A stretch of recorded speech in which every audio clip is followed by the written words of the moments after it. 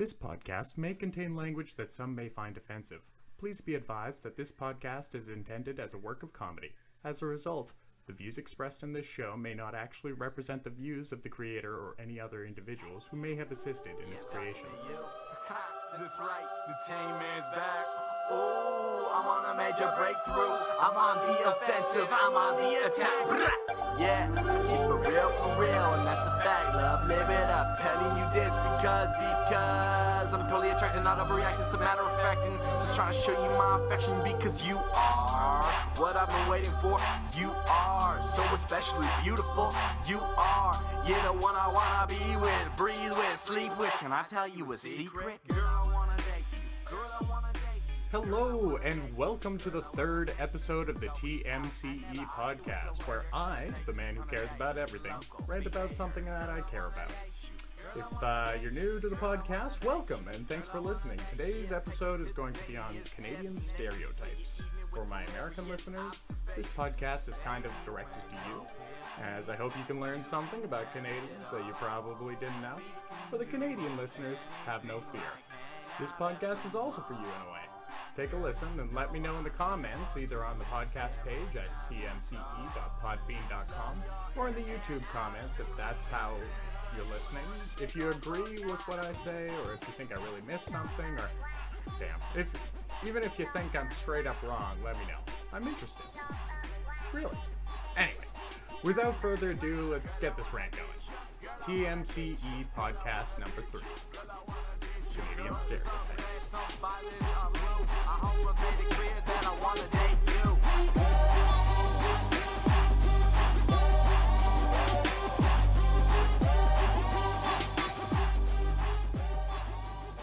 Alright, now, I've noticed a few things about how Canadians are viewed in the media. It seems to me like every single depiction of Canadians in the media is some sort of joke. It's a joke on Canadians. There's no depiction of Canada as like a normal place where people live and work and produce things. It's been really annoying me, I'm not gonna lie, because the real problem here is Americans seem to legitimately believe a lot of these stereotypes because there's no alternative presented in movies and whatnot. No, there's no alternative viewpoints. Canada is actually a place. I've never seen on a single TV show or movie, for that matter, that was not Canadian, a depiction of Canada that was even remotely accurate. So this podcast is to set the record straight. If you're American listening to this, because I realized a lot of my listeners are American, then I don't mean this as an insult. I just mean to set the record straight because, frankly, I mean, why not? Listen to what I have to say. Maybe you agree, maybe you don't agree, I don't know. If you're Canadian and you're listening to this, then hopefully you'll agree with most of what I have to say. If you disagree, however, let me know.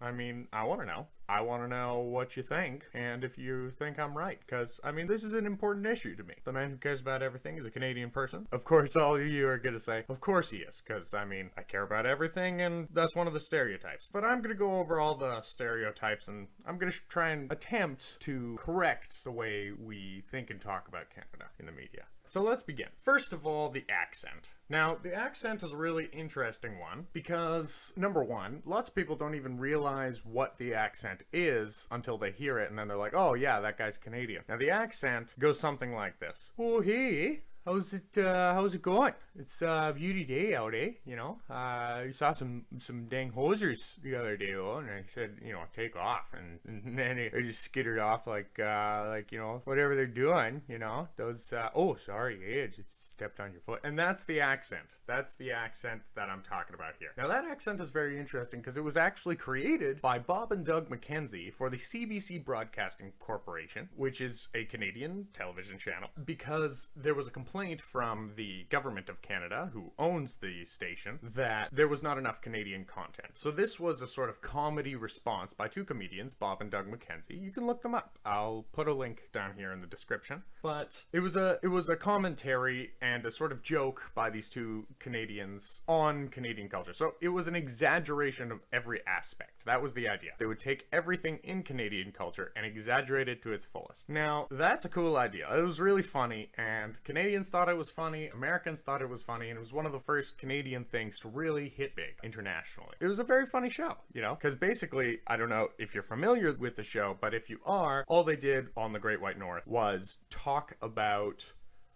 nothing. They talked about nothing for about 5 minutes. There was one episode where they started their conversation and they never actually got to make any points because the show ended before they were able to actually settle down and say something of any importance. And it was really funny. It was a funny show. In fact, let's take a little listen. Let's hear some of Bob and Doug McKenzie. I'm Bob McKenzie, and this is my brother Doug. Doug? Hey, take off. Hey, I'm just minding my own business here. What are you doing? I said this is my brother Doug. You're supposed to say good day. What? What? Can't you hear me? Oh, geez, now I I'm can. wearing earmuffs for inside anyway, eh? Because I got a chill, eh? And I thought I might get sick. Don't Give me drink this. my beer. Well, I'll get another Okay, one. we get another one then. So, Okay, today we're going to talk about when does it start? what, the show? Yeah. It did already. It was decent. You're really paying attention, I didn't eh? know, eh? I had my earmuffs on. Well, you can see right there. I'm Doug McKenzie, eh? This is my I brother already Bob. said that you were Doug McKenzie. Oh, jeez. Maybe we ought to just start over again, eh? I don't think we have time, eh?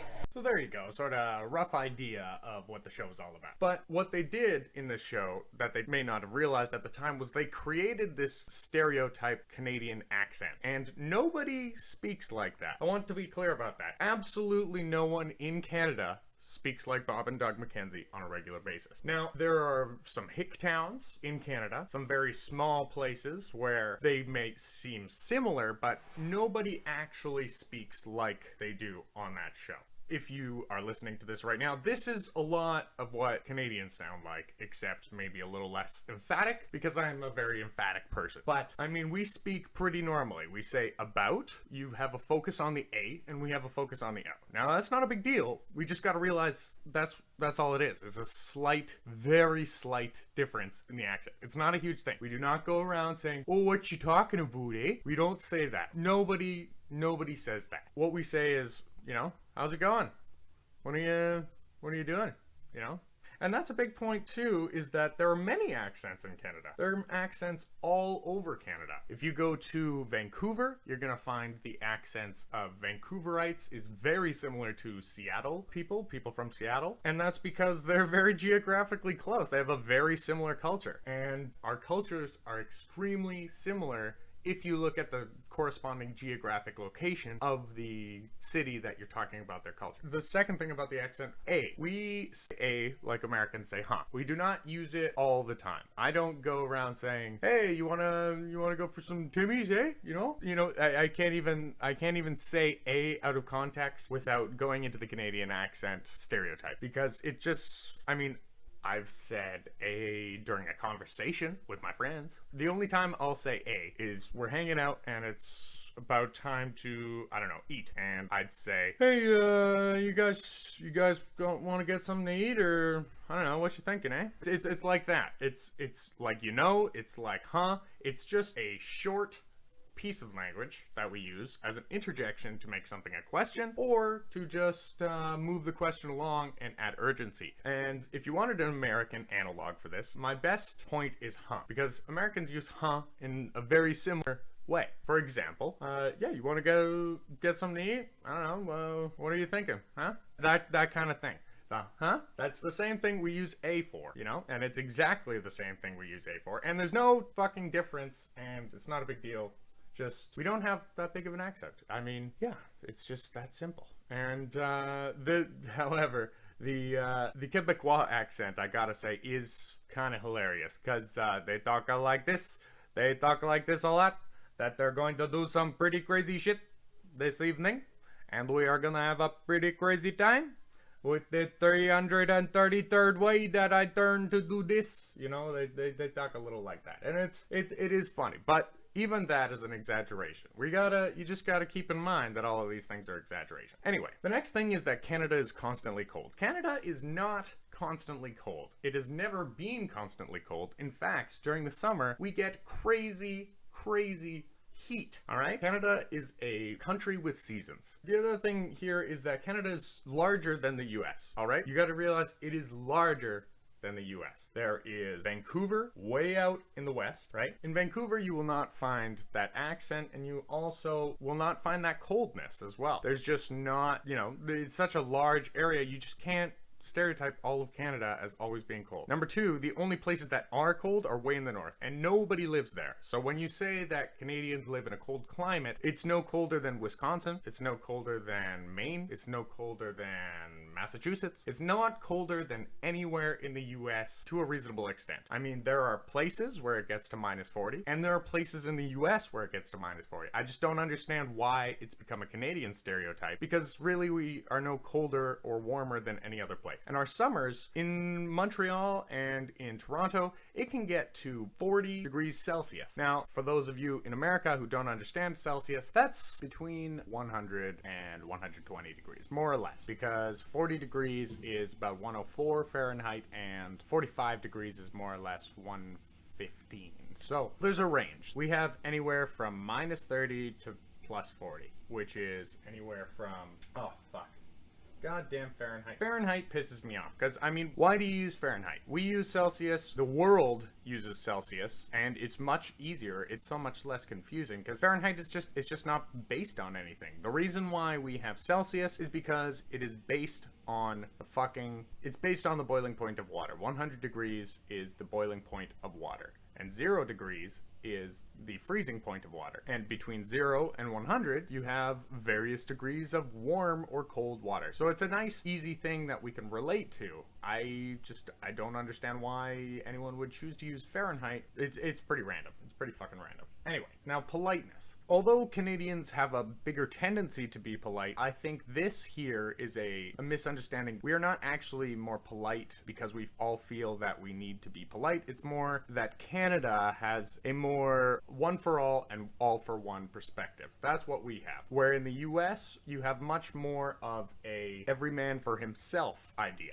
And it's not so much that we feel the need to be overly polite all the time. Definitely not. If you can tell, if you've listened to the past 2 podcasts, then you'll know that this is I'm not exactly the most polite person all the time, right? And I think that's really true. There's not really a difference. It's more how you perceive it. Now, random strangers are going to be nicer to you in Canada because, going back to that cultural perspective of one for all and all for one, we sort of have this idea that if I'm nice to a random stranger, then they will be more likely to be nice to me. Now, I think that's a fair idea, and I just don't understand why it's so shocking that we're polite because of that. It just seems like maybe you haven't thought it through. I don't know. Like, should I go to the US and expect everybody to be meaner to me? I don't know. I've been to Chicago, and in Chicago, they are considerably more polite than anywhere I've ever been in Canada. You know, even the nicest parts, even places that I really thought everyone was just really nice. I've been to Kamloops in BC, and I really found the people extremely nice there, but I've never found them as nice as I've found in Chicago.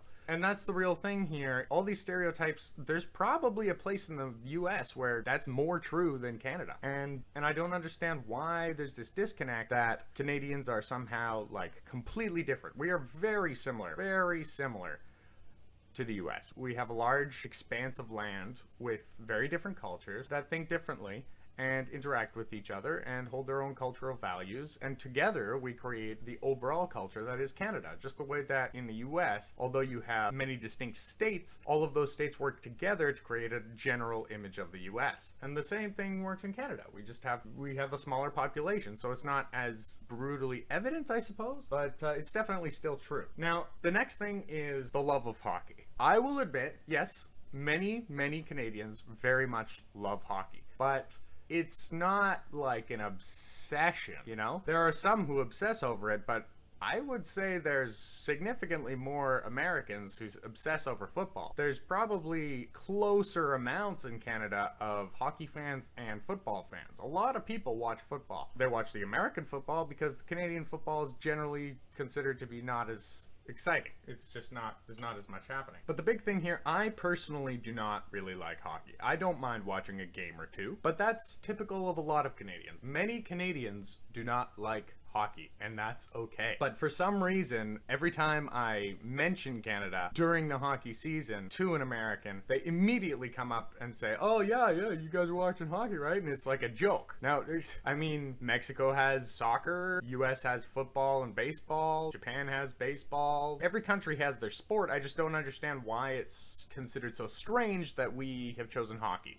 I don't know, we have a lot of ice rinks. It's easy to make ice rinks in Canada during the winter because most of Canada has a lot of snow. I mean, it's very odd that it seems odd to you, if that makes any sense. But the next thing I want to talk about here is the toughness stereotype, because for some reason there's this idea that, I don't know, Canadians were born in, it's as if Americans think Canadians are all these rough and tumble, don't realize how brutal their activities are. You know what I mean? For example, in How I Met Your Mother, every time Robin mentions something about her homeland, she always mentions some crazy hockey game where they were doing something extremely reckless, brutal, I don't know, playing hockey and then going into full body checks and stuff. So there's this idea that even like the most beautiful women in Canada are very sporty, and that we're all very sporty. We're not all very fucking sporty. I'm not very sporty. The majority of the people I know are not very sporty. You know, that's fine. Why does everyone think that for some reason, because I'm a Canadian, that I will all of a sudden be a sports nut? It just doesn't make sense to me. That may be true in some, again, smaller towns and possibly some other smaller towns. It's mainly a small town thing, really, because in Vancouver, in Toronto, in Montreal, in Quebec City, in any number of any of the major cities of Canada, we just don't have that extreme focus on sport that everyone seems to think that we do have. I mean, just frankly, don't assume anything about anyone. It's not a cultural identity. If you ask any Canadian, oh, do you do brutal hockey games where you check with no pads? No, they're gonna be like, no, that's a fucking stupid idea. Why would you do that? No, wear pads. Checking is a serious controversial issue that is often talked about in the media in Canada. Should we allow junior hockey players to body check? Are they too young? You know, like, we seriously consider these ideas. We don't just fucking play ball and just like, if it goes bad, then fuck it, like, he's not tough enough. That's not part of our identity. It never has been, and it probably never will. I mean, we're civilized people.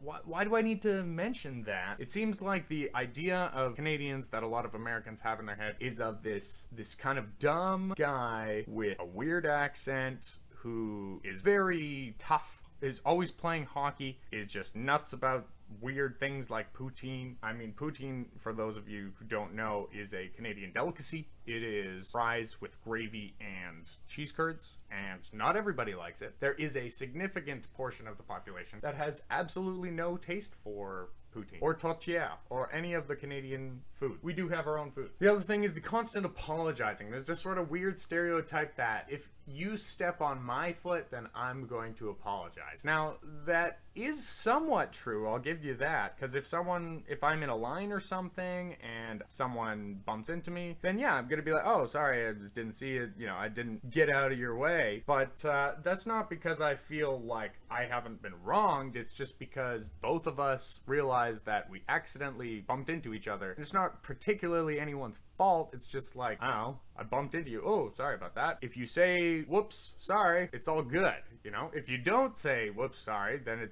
you kind of look like an asshole. I mean, even in the States, I've seen this happen, and you still do the same thing. If someone steps on your foot, then you're probably gonna say something along the lines of, ugh, and then they're gonna go, oh, sorry, and you're gonna be like, oh, yeah, no worries, I mean, and then you're gonna move on, and that's probably fine, you know? That's just, why is that a topic of conversation? Why do you think that's something that, like, just Canadians do? There are places in Canada that you can go where no one will apologize for anything they do. There are places. I've been there, and it's just, you know, that's a part of that culture. The big thing here that I'm getting at is that Canada is a place built of many cultures. I've already said that, but it really needs to be restated, because Canada is a place with many cultures and many different cultural values. We're not just this tiny country that doesn't really accomplish anything. We have serious hopes for things. We have serious contributions that we've made to art and culture, you know? We have a lot of different, I don't know, fuck, Jesus. All right, the next thing is social healthcare. We do have universal healthcare here, and there's this weird thing where for some reason it's always like a joke in things that, oh, we're all socialists. I don't know if you realize this, Americans, but we pay less per year for our healthcare than you do. We pay less per year, per person. How is that? I don't know how that's possible, really. I mean, it doesn't even make sense, because we pay in our taxes for it, and then when we get sick, we go to the doctor and they help us. That's like, I don't understand. It doesn't make any sense. You don't pay the policeman when he shoots a guy, to borrow a joke from It's Always Sunny in Philadelphia. There's this weird tendency for this to result in Americans thinking of Canadians as socialists, and we are very much not. I mean, I would like us to be. I'm a socialist, personally, as the man who cares about everything. I basically have to be, because I care about everyone, so I want everyone to have the best quality of life possible. But that's besides the point. This isn't a political discussion of whether socialism is a valid political stance. No, what this is it's a critique of Canadian stereotypes. We have a conservative government right now. We have elected the Conservative Party to run Canada. That gives you an idea that the majority of Canadians are very conservative. They're more like you guys. They're more of the individual rights kind of thing, focusing more on small business, focusing on economic problems, that kind of thing. We're just, as a whole, we're not a socialist country, as we've proven, because we've never elected a socialist government. I mean, the man who put universal healthcare into Canada was Pierre Trudeau, and he's one of our most revered prime ministers for that, because to this day, again, we don't pay as much as Americans do for our public health care. Because what happens when you put a centralized system in place like that is the people are now paying their taxes, but the services that are allowed to be offered are extremely minimal and not competitive, because the competition is left to the private sector. And what ends up happening is you get really shitty healthcare at really shitty public health clinic, while at the same time all of the homeless people are going to go to that system, while all of the rich people are going to their own system, and you create a lot of people who need healthcare but can't afford it, and then you create a huge demand on your underfunded healthcare system. All of a sudden, it becomes a very large issue to be able to go to the doctor. And that just seems ridiculous to me. Why don't you change it? I don't know. It just seems bizarre. I don't know.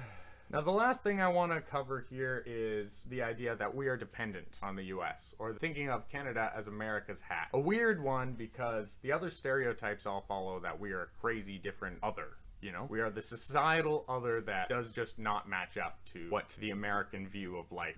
It's just not true. Canada is an independent nation. We have different cultural values. The big thing here is that we have this cultural value of trying to keep everything running smoothly, keep everyone happy. I mean, it just seems very basic to me that we should all try our best to keep everyone the happiest they can be, where that just doesn't seem to be the case in the US. And this is the big difference. We are not America's hat. We have our own culture. We have Quebec, we have Vancouver, we have Canadian arts programs, we have a Canadian opera company, we have many different symphonies, we have Canadian composers, we have Canadian writers, we have Canadian comedians. We have a fully functioning society here, and we are independent. Honestly, there are advantages to trade between Canada and the US, and we definitely have explored that in our political sector, because we have the NATO agreement between Canada, US, and Mexico that allows us to trade fluidly between us without tariff. But what we really are missing here is Canada is not an adjunct to the US. We have no interest in becoming part of the US. The majority of us, I should say. There are plenty of very American people out there, but we're not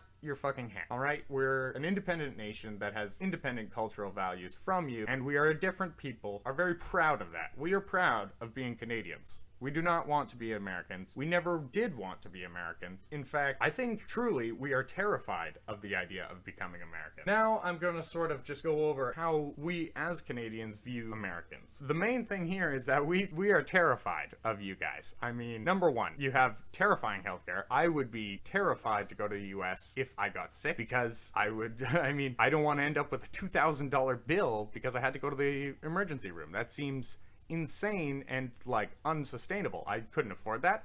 I'd leave. I'd never come back. It's that is very scary to me. The idea that you could get hurt and then you're just fucked. You can get fixed, yeah, but then all of a sudden you're in $10,000 of debt that you didn't know was coming. That just, how can you exist every day? I mean, you go out into the world and just, how are you not terrified of every single thing? If I break my leg, I'm going to be in debt for the rest of my life. That's what? Gun culture is also terrifying. I mean, I am legitimately afraid to go to Florida because I don't want to be on the subway and 80% of the people are packing heat. That's so terrifying. Now in Canada, we have more relaxed gun laws than in the US. It is easier for a Canadian to get a gun than it is for most Americans. I should say most, because there are many states where you can just just walk into a bank and buy a gun with an account. And that's very scary. In Canada, we have very few shooting deaths per year. We have about a quarter. If you've watched anything by Michael Moore, that documentary he did about Columbine, then you'll know that Canada has significantly less gun deaths per year. And the reason is we don't have this weird idea that we need to defend ourselves from everything. I mean, you're Americans, right? You live in America. You've been attacked, what, once in Pearl Harbor?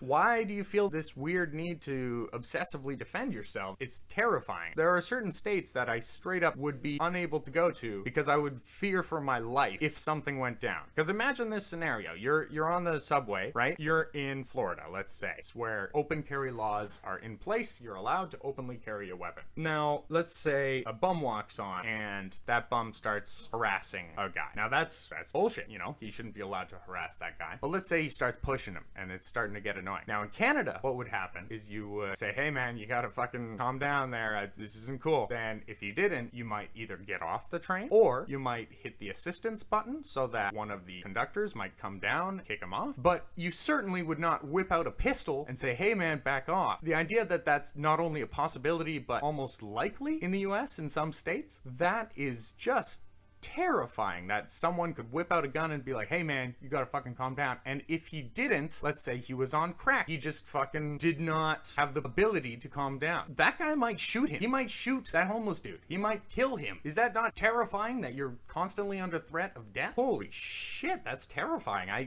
The other thing that's terrifying is the religious groups, all right? You got the Bible Belt, as it's referred to, which is this long expanse where there's this extreme concentration of Christian groups. It's very terrifying because, I mean, Westboro Baptist Church, we did not let them in the country when they tried to cross over. We have very strict rules about that. I'm all for free speech and I think you should be able to say whatever you can, but this is a hate group, the Westboro Baptist Church, and groups like it. They are hate groups because they go to other groups and they protest. They say, this group is the devil and they're trying to kill you. The idea that that's totally allowed and just a totally normal thing, just, yeah, free speech, I mean, you can say whatever you want. There's an extent, man. You're not allowed to go on a public radio show and say Barack Obama fucked a pig for 6 hours. You talk about it as if it was a real event. That's libel. You will be sued by Barack Obama if you do that and enough people care about it. That's the thing. I mean, it's about categorizing these things, and in Canada, that would be considered a hate group performing hateful activity. The very fact that the KKK is still allowed to be an organization, that they are allowed to have a website and allowed to exist and register with the IRS is just ridiculous. Why would they be allowed to do that? They should be disbanded. It's clearly a race group formed for the express purpose of attacking other races. We have one of those in Canada, Stormfront, but they are very limited because we have laws in place so that it doesn't get out of hand. We have laws that say you are not allowed to explicitly say that someone is worse because of their race. Even on that show, I've listened to it because I needed to know what it was if I was going to talk about it in this podcast.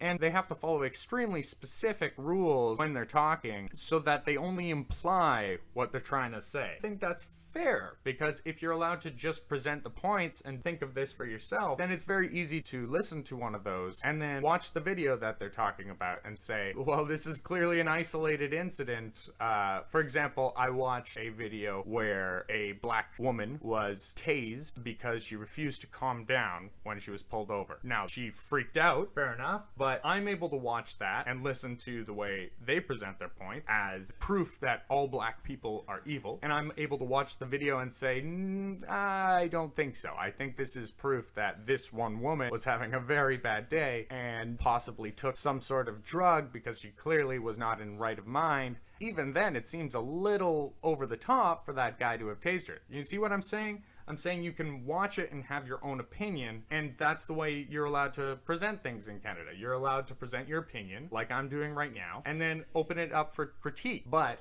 you are not allowed to make up straight up false accusations, lies, and slander. You're just not allowed to do that. It's illegal. You can be sued for it, just as you can in the US However, here we just realize that, and so we don't do it and don't test those limits. We do have a lot of people doing free speech stuff, mostly comedians, as in the US, but we do have many controversial political groups. We have the Communist Party of Canada, who, by the way, has never been elected. They are a very small group. They have never had a single representative elected to any post in office, but they're allowed to say that the current system should be communist and we should all take China as our leaders, and you know, they're allowed to say whatever stupid shit they want to say, because it's all, you know, that's the dumbest stuff I've ever heard. The bottom line is, we are terrified of Americans, but you guys seem to think of us as a joke, and I don't get it. I don't know why you think of us as a joke. We are not a joke. At a very fundamental level, we are an independent nation. We are independent people creating things that have just as much value as you do, and it's just, yeah, I mean, if you're an American listening to this and you want to get a better idea what a Canadian is like, if you want to know what someone from Toronto is like, go to Massachusetts. Go to, probably not Boston. Boston has its own very distinct culture, but somewhere a little closer to the border. Go to Niagara. Niagara is a perfect example. If you want to meet people of Ontario, go to Niagara. If you want to get an idea of how people from the maritime provinces, which are in the east, how they think about life, then go to Maine. Meet the fishermen. They are very similar. It's a very big fishing culture. If you want to get an idea of what people from Vancouver are like, then go to Seattle. I mean, I've been to both, and yes, the people act almost exactly the same. It's very strange, as someone who's lived in Vancouver for a long time, to go to Seattle, because it's weird how like us they are. If you want to meet someone from Alberta and get an idea of that, which we sort of, as Canadians, think of Alberta as the sort of Texas of Canada, because it's the most conservative province in Canada, and it's the most oil-based economy, it's the most cowboy culture, all of those things, then go to Texas. I mean, you'll get a good idea of what a lot of the culture is. Bottom line is, I mean, we're all just humans, right? We're all people. We have a very similar culture, but, you know, recognize that there's distinct differences. It's a little offensive when I talk to someone who's never met a Canadian before and they think we legitimately live in igloos. No one lives in an igloo. No one lives in an igloo. Not even the native tribe, the Inuit, formerly known as the Eskimos, live in igloos. They have it as part of their history, perhaps, but it's just, I mean, we don't fucking...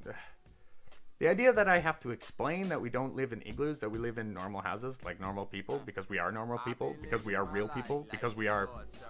I mean, real, we're Canadians, we're normal, functioning human beings, and that's the bottom line. It's important to realize that everyone's a functional, normal human being and has the capacity to be anything they want to be, and Canadians are no exception.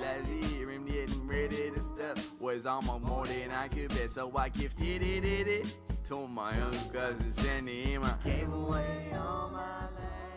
Alright, I hope you enjoyed today's rant on Canadian stereotypes. I hope you learned something, and thank you so much again for listening. I just had a couple of things I wanted to mention here in the outro. Firstly, thank you to all of those who gave me feedback on the first 2 episodes. I really appreciate it, and with your support and ideas, I hope I can make this podcast really good. Secondly, you may have noticed considerably less curses in this podcast than the first 2. I received a couple of complaints about this. In fact, episode 2 was taken down from YouTube for being too explicit. And fair enough. This podcast is still in its early days, and I'm still experimenting with the format of these episodes. So I hope you enjoyed today's podcast a little more. That being said, I should warn you that I do swear from time to time, and I am staunchly opposed to censorship. So if you're looking for a 100% clean podcast, you won't find it here. That's not what I'm offering, that's not how I work, but I understand how profanity can be jarring if overused, and I'm working to fix that. Now on to some quick credits. The background music for today's episode was not actually done by me. The intro music, a track called Girl I Wanna Date You, came from my good friend and rising talent Bennett Taylor's new comedy album, I Sell Drugs for Fun. If you'd like to hear more from Bennett, the album is currently available on iTunes for only 50 cents a song, or for $5 for the whole album.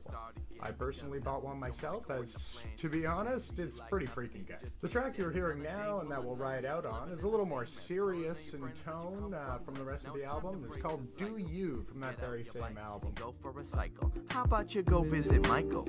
Play a video game, your days are never the same in this age-old recital. Makes me The show was created, produced, and edited in full by Adam Muir. To hear more TMCE podcasts, please visit tmce.podbean.com or subscribe to my YouTube channel.